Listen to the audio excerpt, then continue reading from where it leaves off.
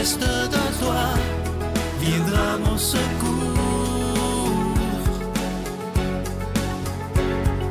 Viens semer dans mon âme le grain de l'amour. Je traverse un désert et je meurs de soif. Montre-moi le mystère qui garde la foi. Bonjour et bienvenue à votre émission La Victoire de l'amour en ce mercredi 19 octobre. J'espère que vous allez bien. Comme je vous en parlais la semaine passée, on poursuit notre élan sur l'obéissance, mais pas n'importe quelle obéissance à l'amour, n'est-ce pas, que c'est la seule loi à laquelle on doit obéir.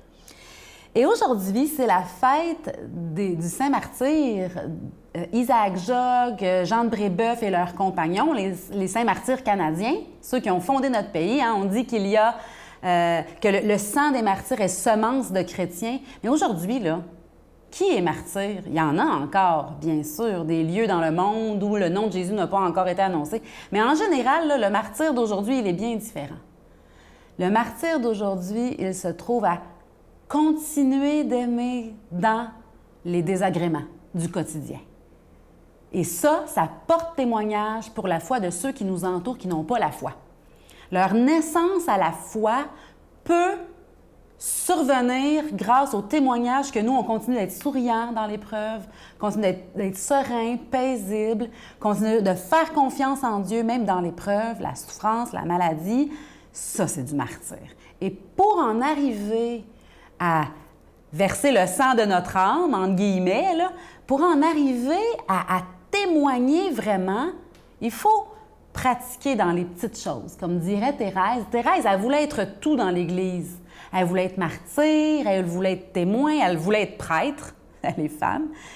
Elle a dit, OK, pour être tout, dans le cœur de l'Église, je serai l'amour. Ah, voilà le martyr d'aujourd'hui. Continuez d'aimer quand c'est impossible. Dieu vient faire l'impossible dans nos vies. Pour lui, il n'y a rien d'impossible, vous le savez. Donc, obéir à cette loi d'amour en nous, c'est aussi dans nos souffrances, dans nos désagréments. Pas besoin que ce soit bien souffrant, là. Juste moins chialer, moins se plaindre. C'est déjà une belle conversion. Puis ça peut nous demander, on dirait, de verser notre sang courageusement. On dirait que ça nous demande des fois hein, de voir le beau côté des choses quand on est habitué de voir le moins beau côté des choses, par exemple. Ou d'éviter une plainte, de ne pas la dire, cette plainte-là, puis de dire du beau à la place. Oh, ça peut faire une grande différence dans notre vie familiale, ça, dans notre vie de couple, dans notre vie avec nos enfants, avec nos collègues de travail, dans le voisinage. Ça vaut la peine de l'essayer. Et peut-être que vous n'avez pas vraiment envie d'être martyr ou d'être obéissant à la loi de l'amour. Mais moi, je vous dirais, l'essentiel, c'est l'amour. L'essentiel. Et vivre de l'essentiel, après, on peut bâtir sur du solide. C'est le roc de nos vies, l'amour. Et l'amour de Dieu vient nous donner la force d'aller plus loin quand c'est difficile. Branchons-nous à l'amour de Dieu. Seigneur, viens m'aider là, dans telle situation, j'ai de la misère, dans telle situation, c'est impossible. Viens m'aider à témoigner de l'amour jusqu'au martyr du quotidien, le martyr de l'amour dans les petits désagréments du quotidien. Notre Père qui es aux cieux, que ton nom soit sanctifié, que ton règne vienne, que ta volonté soit faite sur la terre comme au ciel. Donne-nous aujourd'hui notre pain de ce jour. Pardonne-nous nos offenses, comme nous pardonnons aussi à ceux qui nous ont offensés. Et ne nous laisse pas entrer en tentation, mais délivre-nous du mal, car c'est à toi qu'appartiennent le règne, la puissance et la gloire pour les siècles des siècles. Amen. Mon Père, je m'abandonne à toi. Fais de moi ce qu'il te plaira. Quoi que tu fasses de moi, je te remercie. Je suis prête à tout, j'accepte tout, pourvu que ta volonté se fasse en moi, en toutes les créatures. Je ne désire rien d'autre, mon Dieu. Je remets mon âme entre tes mains. Je te la donne, mon Dieu, avec tout l'amour de mon cœur, parce que je t'aime. et que ce m'est un besoin d'amour de me donner, de me remettre entre tes mains, sans mesure, avec une infinie confiance, car tu es mon Père.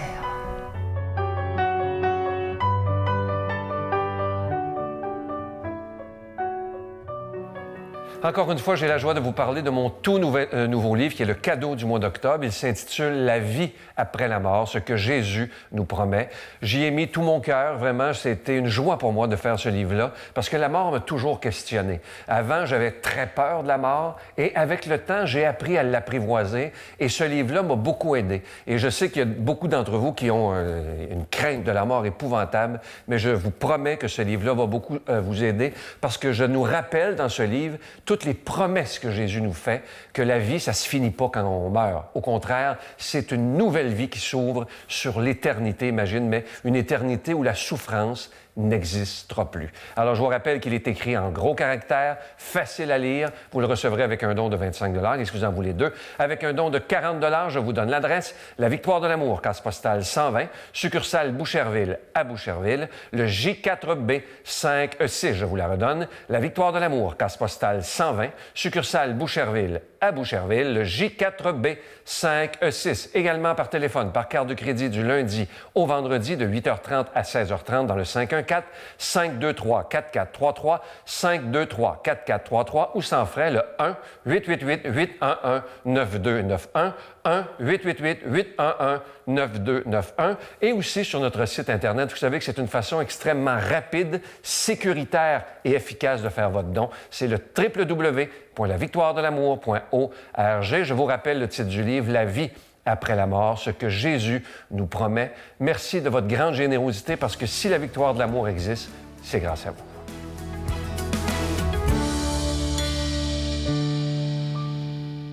Mon Dieu, donnez-moi la sérénité d'accepter les choses que je ne peux changer, le courage de changer les choses que je peux et la sagesse d'en connaître la différence. Amen. On rejoint maintenant pour le commentaire homélitique Simon Lessard.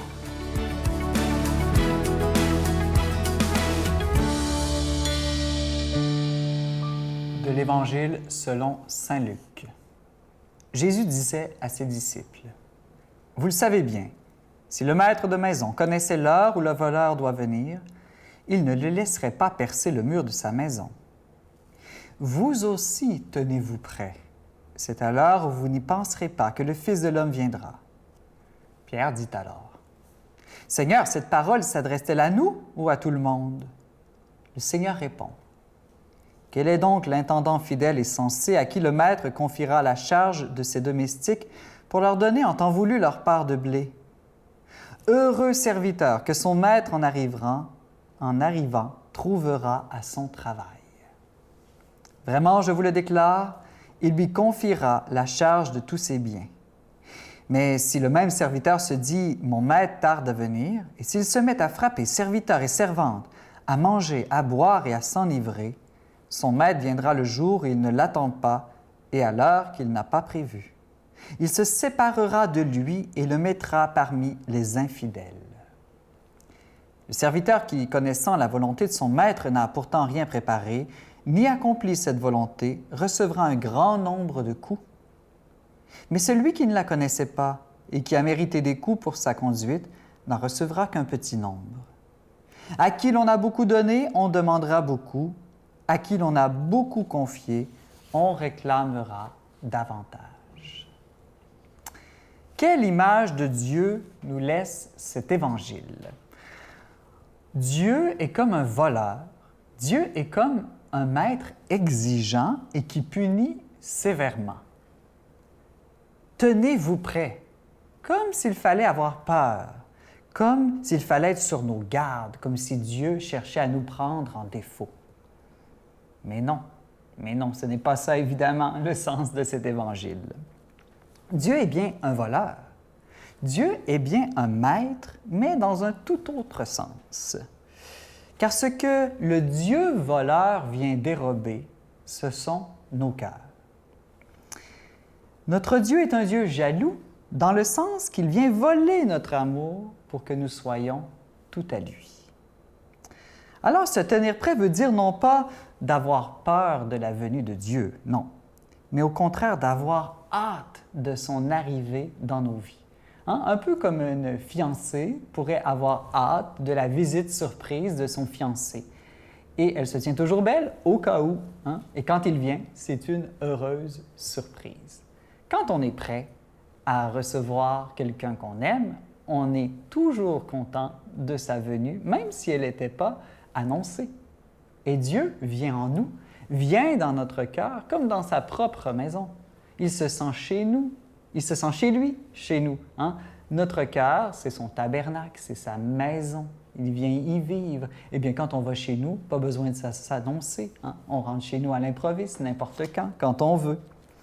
Par contre, si on n'est pas prêt, si peut-être même on est en train de tromper Dieu avec une idole, alors sa venue, plutôt qu'être une heureuse surprise, risque d'être malheureuse. Une malheureuse surprise qui, au lieu de susciter de la joie, suscite de la honte en nous. Voilà pourquoi il faut toujours être prêt, parce que, comme dit Jésus, c'est alors où vous n'y penserez pas que le Fils de l'homme viendra.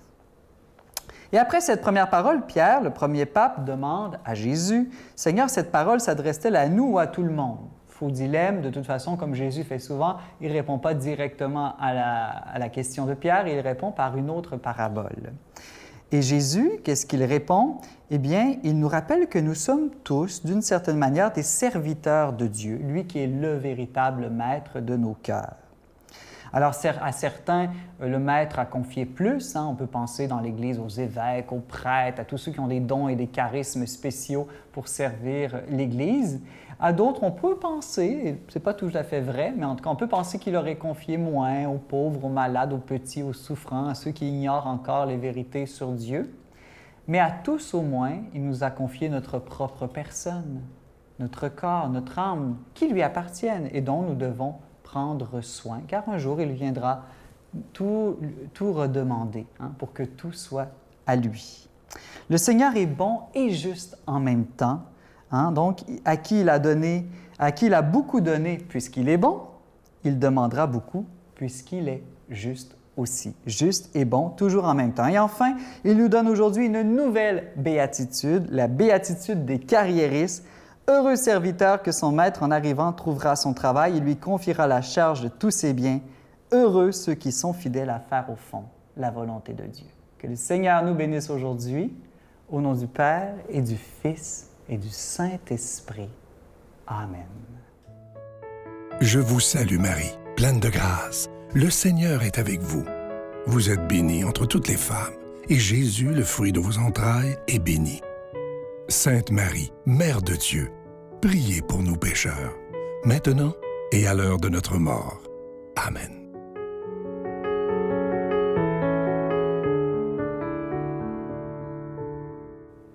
Je vous encourage donc aujourd'hui à faire un petit quelque chose de nouveau, un petit quelque chose en plus pour aimer dans notre quotidien, surtout quand c'est difficile. C'est le temps de se pratiquer. Aujourd'hui, là, tout le monde ensemble, tous ceux qui écoutent la Victoire de l'amour, on se pratique à aimer un peu plus, surtout quand c'est difficile. Donc, les petits désagréments, on a mal dormi, on a le goût de critiquer, on dit quelque chose de beau, on bénit dans notre cœur, dans notre tête, dans notre esprit. Mon Dieu, viens bénir notre monde, viens bénir tous ceux qui ont encore plus mal dormi que moi, etc. Pourquoi pas? Hein? Bénir notre repas si on n'en a pas l'habitude. Il y a des gens qui crèvent de faim. Bien, pensez à eux en rendant grâce.